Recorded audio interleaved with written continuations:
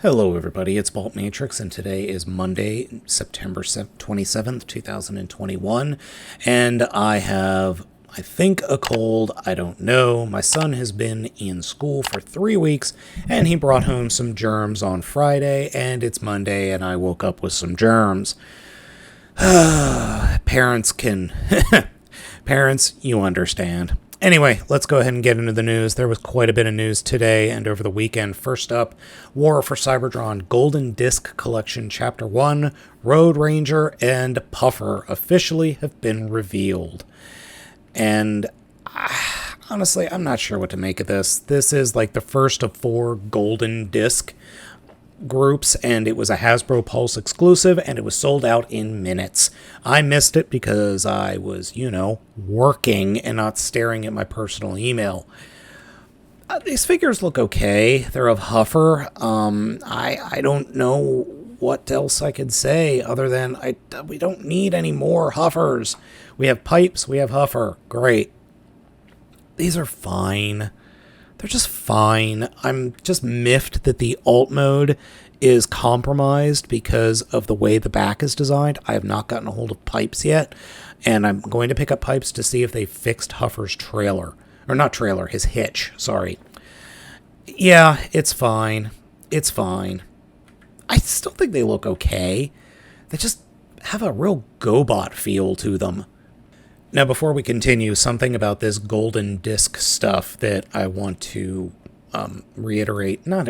cover, talk about, whatever, is this is the first chapter. It's called Through the Vortex, Autobot, Puffer, and Road Ranger. There's going to be Chapter 2, 3, and 4. Chapter 2, that's a Wheeljack. That is a Wheeljack who has curious feet. Huh. I wonder what those feet could be. Well, I mean, look at these feet. I think we might actually be getting a version of Wheeljack that transforms into whatever the hell this is supposed to be. A Cybertronian Scion XB. Cool. I am legitimately curious and looking forward to getting a hold of this Wheeljack. I want to see what they do. I'm hopeful. I'm hopeful that we get the Cybertronian mode. We'll see. Next up, HasLab Victory Saber has been announced as a Takara Tomy Mall exclusive in Japan. It's crowdfunder here in the US. We know that. But it's going to be a Takara Tomy Mall exclusive. And from my understanding, purchasing things from the Takara Tomy Mall as exclusives is a royal pain. Don't know if that's true or not, but everything I've heard says it's a royal pain in the butt. So there is that. Next up, Unique Toys Dark of the Moon Megatron Gray Prototype. Now, I thought Unique Toys was dead. Apparently not. I thought Galvatron from Age of Extinction was their last figure. Apparently not. And this one looks weird. The proportions look weird. I can't argue with the overall feel of it, though. It looks really cool. But again, the proportions to me feel really weird. Oh, and it comes with that stupid little Igor character, which... why do people keep adding that in? Why is that? Was he even in the movie that much? Was he in like 1, maybe 2 scenes, only to get stomped on or something? I don't remember. Fully transformable. I mean, they're wizards when it comes to this. I mean, this truck mode just looks bananas. I'm going to be really curious to see how this turns out. I'm sure Jobby will get a hold of it, or some other folks will get a hold of it. Because, yikes, that's going to have one hell of a transformation. For all you folks in Canada, Transformers Generation Selects Galvatron is out in Canada. Just thought you'd like to know. And we finally have our first look at Transformers Rise of the Beasts Off-Road Camaro Bumblebee. In addition, a crew member in charge of animal handling has revealed a list of characters for being filmed in Peru. Wheeljack, Cheetor, RC, Rhinox, Mirage, and Optimus Prime. And let's see what this little video is. Hey, the engine sounds good. I'm going to mute that. I mean, I swear we have already seen this. But maybe I'm thinking of the two bots from the Bumblebee movie. It looks cool. It's being loaded into a boxcar. I know people who've done this for like professional shipping of cars, and sometimes that gets real hairy. Anyway, cool. I'm glad we've got that coming out. I'm glad it's filming. I'm glad everything seems to be going well for the movie.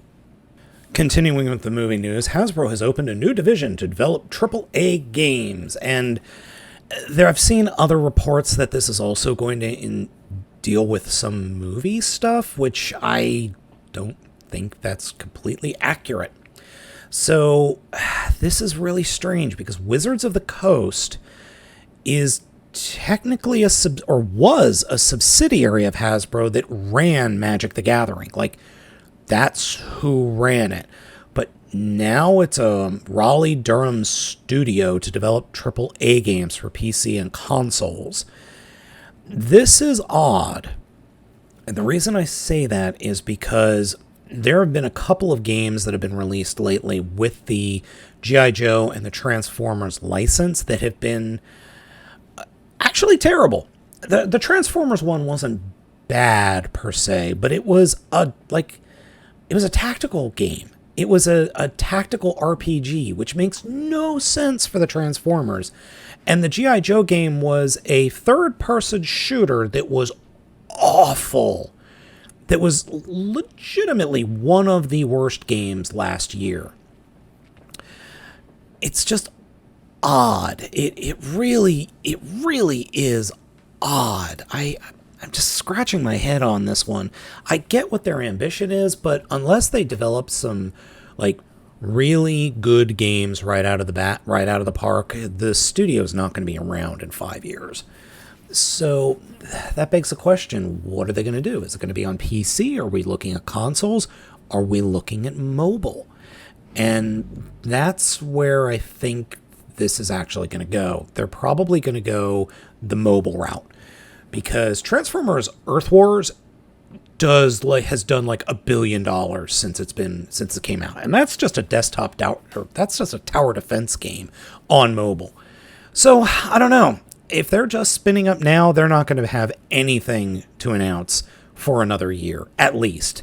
I would say we're looking at 2025, 2026 at the earliest for AAA titles on PC and consoles. Oh, PC and consoles. It says right there in the title, in the article. Derp. Next up, we've got Shockwave Labs Canon Kit for Shattered Glass Megatron, and I'm looking forward to this. I'm definitely going to pick this up.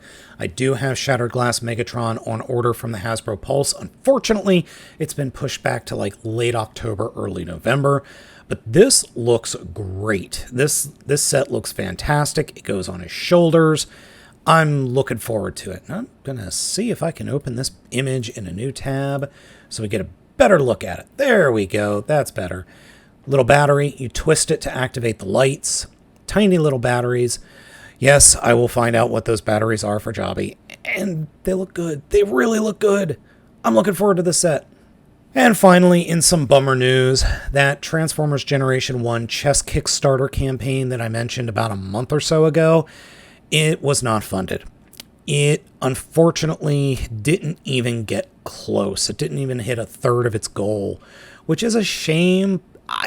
But man, if I don't know how you would actually have done this. I really don't, because it feels like it could have succeeded if we waited maybe another year or another 8 months. If the Rise of the Beasts was a success, I think they would have had a better chance with this set. But as it stands, I mean, the cost alone was just astronomical. But I'm a Transformers enthusiast, and I wasn't willing to back it at $700. I don't need a chess set that bad. And I mean, that was a Unicron. It doesn't even transform, for crying out loud. Okay, that's kind of a low blow, because chess itself has kind of not transformed in the past couple thousand years, but you know what I mean. I don't know. I don't know what they could have done better. I don't know what they could have done to make people, you know what? If this came in at 300, I would have bought it. But 700, 600 to 700, no, that's just too much. Which is a shame because it legitimately looks cool. All right, everybody, thank you so much for watching today's Giant Robot News. Let me know what you think of all of these news items down in the comments. I will catch you on Wednesday. As always, I have been Baltmatrix. See you later.